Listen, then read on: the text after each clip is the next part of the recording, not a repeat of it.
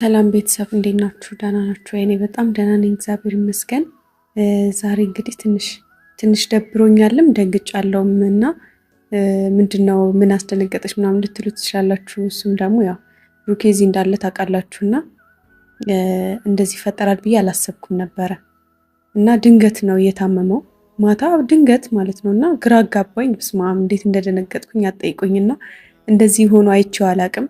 ሩኬ ያው ጨጓራው ምናምን ይታመማል፣ ግን በዚህ ልክ እንደዚህ ሲደክም አይቼው አላቅምና በጣም ግራ ገብቶኝ ነበርና። ሰላም ሀይሚዬ፣ አሰላሙ አለይኩም ወራህመቱላሂ ወበረከቱ። ውድና የተከበራችሁ ቤተሰቦቼ እንዴት ናችሁ? ደህና ናችሁ ወይ? ሁላችሁንም ሰላም ሰላም ብያለሁ። በያላችሁበት ሰላማችሁ ይብዛልኝ። ሀይሚዬ እንግዲህ ውብ ሆናለች ደግሞ ዛሬ መሻላ የሀይሚዬ እና የብሩኬ ውበት ማለት ነው ቀን በቀን ነው የሚጨምረው። እናንተ መሻላ ብያለሁ ውዶችዬ። ከዛ አይን የጠብቃችሁ የኛ ውቦች፣ የኛ ጨረቃዎች። በምክንያት ነው እኮ ጨረቃዎች አልናችሁ ታውቃላችኋ። እና በጣም አምሮባታል ውበቷ የዛች ልጅ ውበቷ በሚለው ማለት ነው። እና በጣም አምሮባታል ሀይሚዬ ማለት ነው። ሲቀጥል እንግዲህ ወደ ገደለው ሲገባ ብሩኬ ወንድማችን ዛሬ በጣም አስደንግጦናል። የምሬ ነው እና በጣም ነው የደነገጥኩት እኔ ራሱ። ሁላችንም ደንግጠን ነበረ።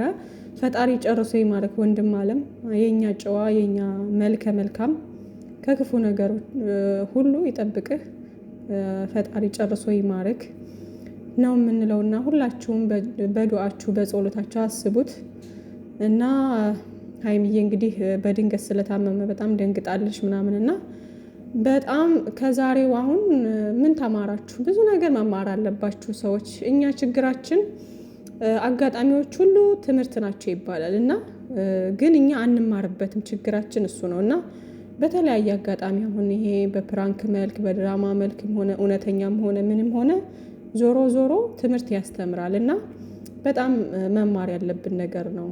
እኛ ሰዎች ነገን በምንም ነገር አናቅም። እንኳን ነገን በደቂቃ ውስጥ በሰከንድ ውስጥ ምን እንደሚፈጠርብን አናቅም እና በተቻለን አቅም ከመጥፎ ነገሮች ብንታቀብ፣ ለሰዎች ክፋት ከማሰብ፣ ምቀኛ ከመሆን፣ መጥፎ ነገሮችን ከማሰብ ብንቆጠብ መልካም ነው ላለው ማለት ነው እና ሀይሚዬም እንግዲህ በድንገት እንትን ስላለ እንዲህም አለ እንዴ ብዬ ደነገጥኩ ምናምን እያለች ነበርና ብዙ ነገር ብላለች እንደሰማችኋት።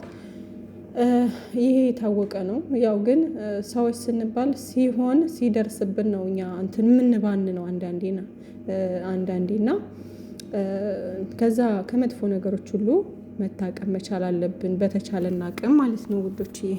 ነበረ ግን በጣም ነው የጸጸተኝ። ማለት ድንገት ለካ ሰውም እንደዚህ አይነት ነገር ይፈጠርበታል ምናምን ብዬ የተፈጠሩትን ነገሮች በሙሉ እንድረሳ ነው የሆንኩትኝ።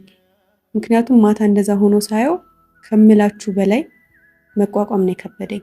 ማለት የሰው ልጅ ድንገት እንዴት እንደዚህ ሊሆን ይችላል? እንዴት እንደዚህ አቅም ሊያንሰው ይችላል?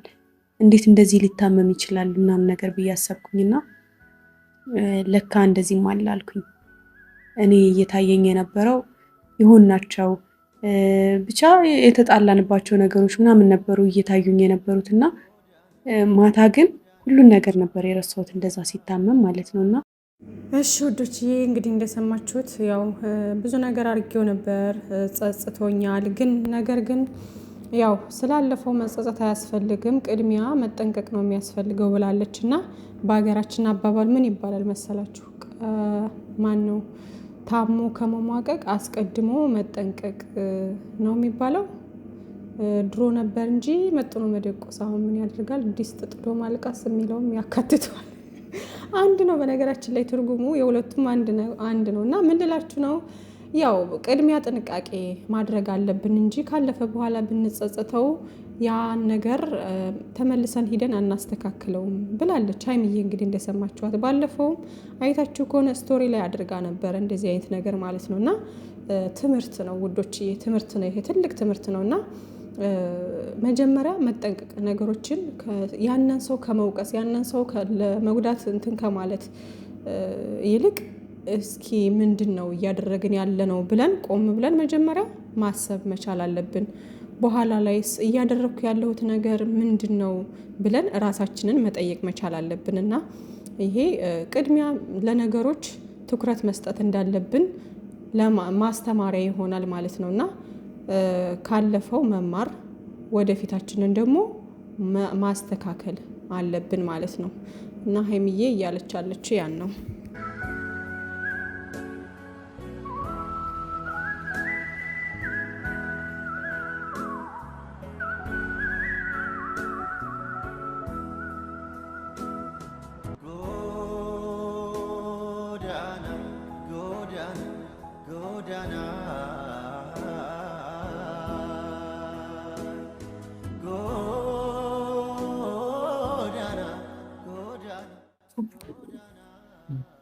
ተነስ ምግብ ብላ።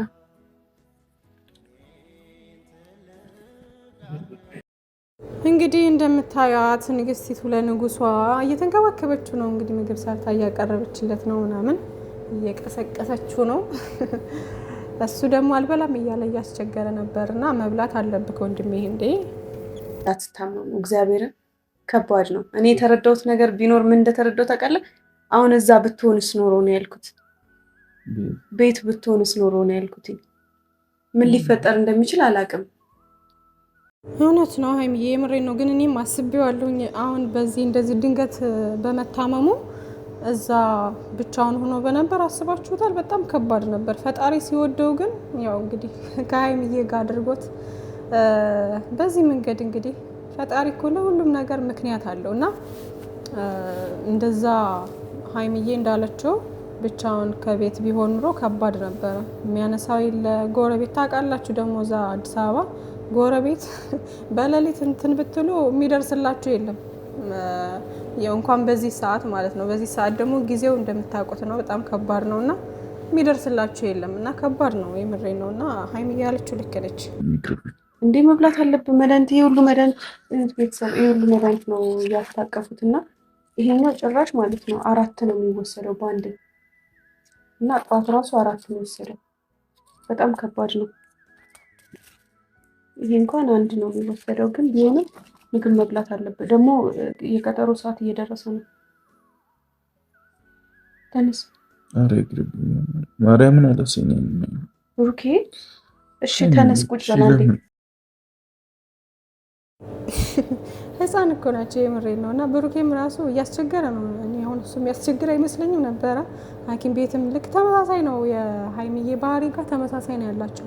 ታስታውሳላችሁ? ባለፈው ሀይሚዬ ሐኪም ቤት አልሄድም እያለች በጣም ሲቆጣት ምናምን ነበር እና እሱም አሁን እንደዛው ሆነና ህፃን ናቸው፣ የምሬን ነው። እና ነገረ ስራው ደግሞ በጣም ነው የሚያስቀው። እንደዚህ ታሞ ራሱ ይቀልዳል። እና ብሩኬ ወንድማችን ያው መድኃኒት መውሰድ አለብክ፣ ምግብ መብላት አለብክ። እንዴ እኛ ኦዲየንሶች ነው የምንጮህብክ። ንግስቲቷንም አታስቸግር ብላ መድኃኒት ውሰድ። በነገራችን ላይ መድኃኒት መውሰድ አለባችሁ በደንብ ምግብ በልታችሁ ነው። ደግሞ አንዳንድ መድኃኒት ይጎዳል። በደንብ ምግብ በልታችሁ ምናምን መሆን አለበት የምትወስዱት ምግብ እና ዶክተሯም ልክ ሀይሚዬ እንዳለችው ይሄ መድኃኒቱ ትንሽ ኃይለኛ ነገር ሆኖ ነው እንግዲህ ምግብ በደንብ መብላት አለበት ያለቻት ማለት ነው። እና እንደዚህ አይነት መድኃኒት ደግሞ ያለ ምግብ ከባድ ነው። ስለዚህ መብላት አለበት ብሩኬ።